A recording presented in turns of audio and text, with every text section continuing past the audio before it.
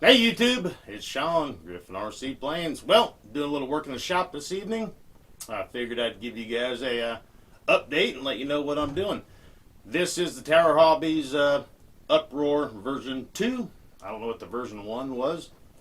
This model was first designed to be powered by a glow engine. And then they made a couple minor modifications, which I think was basically nothing but some changes in the manual. And then they said, hey, it can be glow or electric. So I bought it and I was going to make it electric. And when I got to the point where it was time to install the electronic speed control or placement, just that far along in the build, there wasn't any room for it. So I was considering putting it outside of the airplane or on the belly, or there's a little tiny canopy right here. It's just a little bubble of plastic. I thought about hiding it under there and making the motor wires really long, and then I just kind of lost interest in it, and then life happened and so on.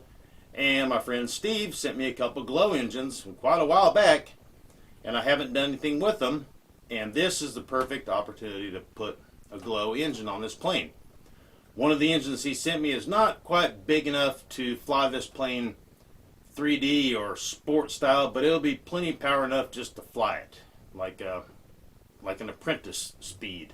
This engine will do just fine for that. So I've been working on the servo mount to operate the carburetor for the throttle. I've been working on mounting the fuel tank to the what was the battery tray. Now it's a fuel tank tray, and then I have been adapting the engine to the front of the plane. I drilled holes for wires and 4 holes for the motor mount, and the holes for the brushless motor mount are different than the glow engine mounts. They're just off a little bit. So there's not enough room to drill holes right next to it. Then the thing will start looking like Swiss cheese and it won't be very strong at all. So I'm building an adapter plate. And I've made a template out of some thin plastic. And I'm going to kind of get my dimensions just right with this. And then trace it on a piece of hardwood. And then I'm just going to screw the hardwood directly up to the firewall where the brushless motor mount went. I'll show you guys that here. Hold on. What I've been doing in the workshop this evening is a couple things. I've been working on the servo to operate the carburetor, the throttle on the glow engine. Boom, boom. And here in the directions, I'll just show you real quick. Right here is the servo to operate the throttle linkage going from the bottom of the airplane up to the front to operate the carburetor like we just said. Here's that little block of wood that you can see here. The cutout is bigger than the servos I'm using because this plane is very old and the servos were wider back then.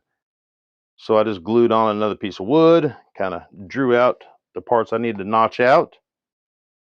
And then this is a servo out of an extra 300 E-flite, which are awesome digital servos.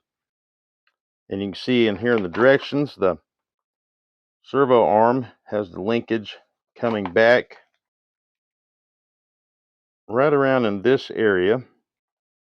So I kind of got it notched out to where it'll be like so. I still got to do the notching, and then in the extra 300, the wire for the servo is really long because these are in the wings. So it was this, and then it was that. I mean, I'm talking like over two feet. So I cut the wire, and then I've been practicing crimping my own servo plugs, which it took about 50 tries to get it right. So you got the male and the females, and then you got each individual crimp connector to slide into each type of the servo plugs. I'll show you one real quickie here. I'm not going to crimp it, but I'll just show you how it goes down. So you have these guys here,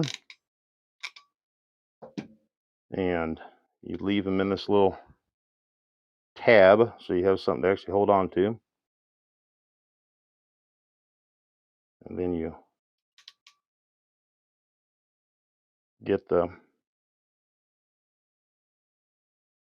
your crimp connector in the crimp pliers here, and then you strip the wire the right length and stick it in, and you give it a squeeze. Oh, we're going to squeeze this one anyways. So you, like that. Then you have your crimp. This one might be a little tight because there's no wire.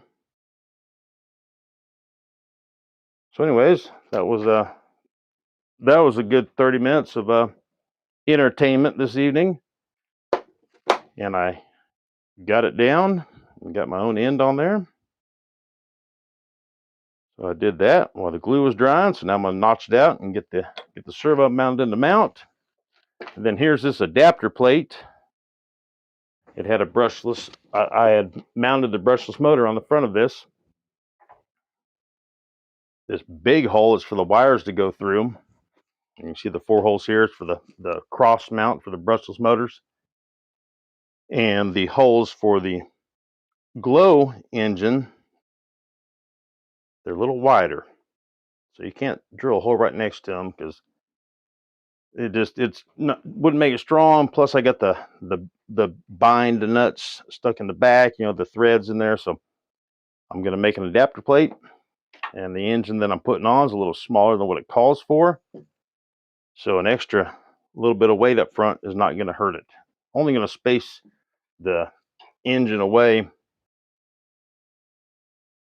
just 1/8 of an inch, give or take a little bit. So been working on that. Probably going to stop doing this template for the evening. And then the fuel tank, the directions say to just Velcro it to this battery tray. So I've just been kind of mocking that up a little bit to see how it's going to fit and where it's going to fit and so on. I'll show you inside the plane here real quickie.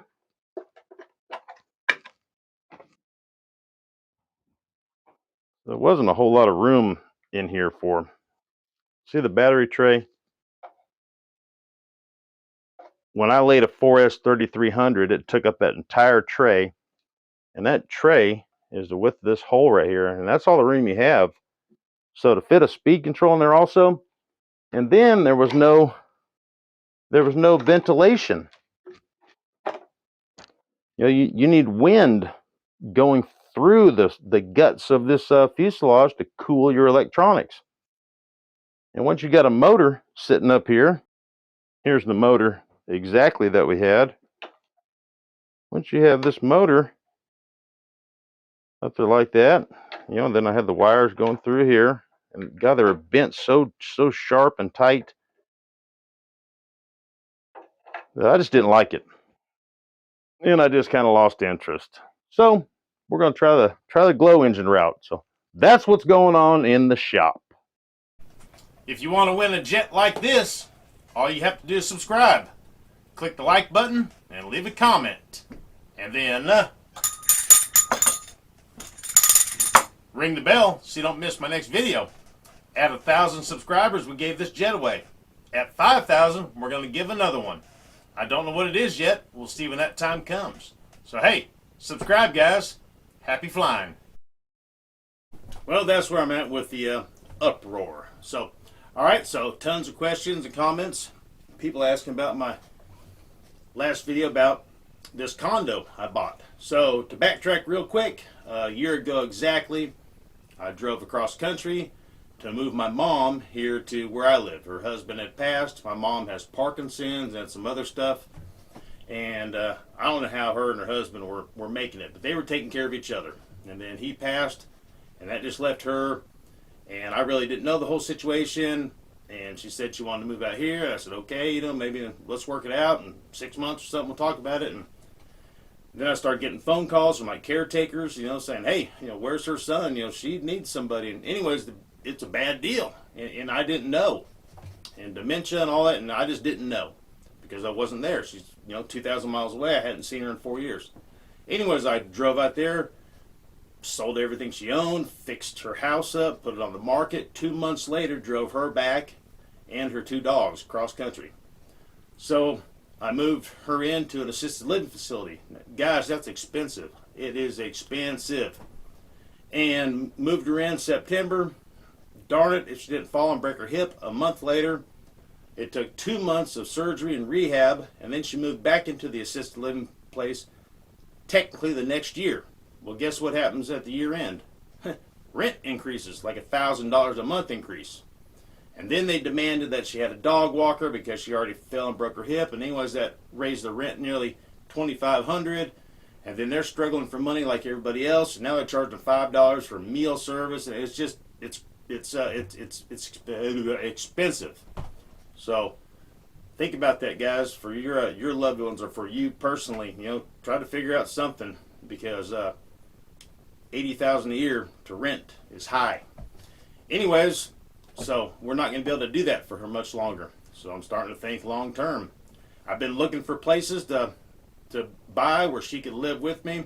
That it would be feasible for us to be separated. Plus it'd be handicap accessible for her. Something I can easily renovate. And anyways, I've been slowly kind of looking for the past few months. Just looking here and there. Nothing really caught my eye. I didn't really go look at anything until about a month ago.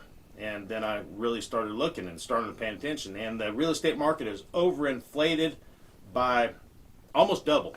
It's bad. It's used to be like $160 a square foot. Now it's $260, and it's all overinflated because of cheap money. A couple years ago. And so, anyways, it's impossible for somebody like me, that has a good job and you can't buy anything unless you move an hour away from work, and then the cost of the commute and gas and stuff, you might as well just stay here and pay the amount per month you can't afford anyways. So, man, this one caught my eye, less than a mile from where I live now, and that really makes me smile because I didn't want to move. And it said auction, and I called these people, and anyways, they said, yeah, you can bid. I got all my ducks in a row, and I went there this morning, and I won it. It's worth about double what I paid, but the inside is trashed. I'm talking trashed. Like from the ceiling to the floor and everything in between has got to come out. But a lot of it was going to have to come out anyways to make things accessible for my mom. Like no carpet, that's trip hazard. And so, hey, carpet's got to come out regardless. So anyways, that's the new venture, and I feel pretty good about that. So thank you guys so much. A lot of you guys have been around with me for a while since I started this YouTube journey of helping you guys, giving back, and a lot of those people asked. And they always ask about my mom, so I appreciate that, guys. So, all right, so there you go. So that's going to be the next the next project about a month or so from now when I got 30 days to close or I'll lose my deposit. So in 30 days, we'll start all that deal. So anyways, all right, I'm rambling, guys. Hey, thank you so much. I appreciate it. Like, subscribe, share, all that is the best way to support what I do. We're not selling t-shirts or FMS coupons or anything. Just like and share.